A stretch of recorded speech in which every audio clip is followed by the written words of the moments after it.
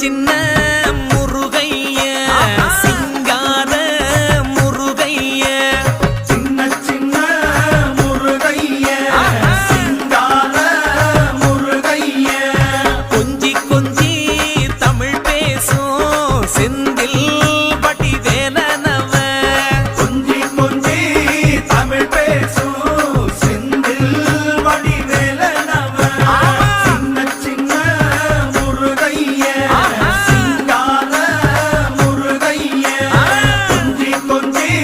தமிழ் பேசும் செந்தில் வடிவேலனவ